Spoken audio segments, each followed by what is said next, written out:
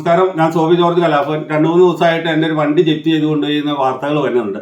എൻ്റെ ഗ്യാരേജിൽ കിടന്ന ഒരു വണ്ടി കൊണ്ടുപോയതുള്ള സത്യം തന്നെയാണ്. 4 വർഷമായിട്ട് ഓട്ടോ ഇല്ലാതെ കിടന്ന ഒരു വണ്ടിയാണ്. അപ്പോൾ 4 വർഷമായിട്ട് ഓട്ടോ ഇല്ലാണ്ടാകുമ്പോൾ സ്വാഭാവികമായിട്ട് നമ്മൾ ടയർ അയച്ചു വയ്ക്കും. എനിക്ക് 4 ഗ്യാരേജ് ഉണ്ട് കേരളത്തിൽ. അതിലല്ല ഏത് ഗ്യാരേജ് എന്ന് നോക്കിയാലും 2-3 വണ്ടി ഓട്ടോ ഇല്ലാതെ ടയർ അയച്ചു വെച്ചിട്ടുണ്ട്. പിന്നെ ഇവിടെ ആരും ഒരു തടസ്സം ഉണ്ടാക്കിയിട്ടില്ല. പോലീസ് ഓഫീസേഴ്സിനോടോ MVDയോടോ ചോദിച്ചറിയാം. ഇവിടെ ഞങ്ങൾ ആരും ഇല്ലാണ്ടിരുന്ന സമയത്താണ് വണ്ടി എടുത്തുകൊണ്ട് പോയത്. ഒരു തടസ്സങ്ങളും ഉണ്ടാക്കിയിട്ടില്ല. പിന്നെ കഥകൾ പറയുന്നവർക്ക് പറയാം. ഞാൻ ഇതിനെക്കുറിച്ച് കൂടുതൽ വിശദീകരിച്ച് പറയാനില്ല. ബാലഭാസ്കർ കേസ് അന്വേഷിക്കുന്ന പുതിയ ഗ്രൂപ്പ് ഇതിനെക്കുറിച്ചുള്ള കമന്റുകളൊന്നും പറയരുതെന്ന് പറഞ്ഞിട്ടുണ്ട്. ഞാൻ നിർബന്ധിച്ചുകൊണ്ടാണ് 1 മിനിറ്റ് താഴെയുള്ള ഒരു വീഡിയോ ചെയ്യാനായിട്ട് അവർ അനുവാദം തന്നത്.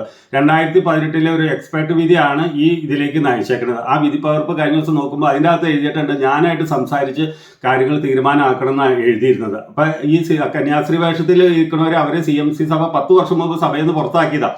അപ്പം ബാക്കി കൂടുതൽ കാര്യങ്ങളൊന്നും ഞാൻ ഇപ്പം പറയുന്നില്ല. ബാലഭാസ്കർ കേസ് അവസാന ഘട്ടത്തിലാണ്.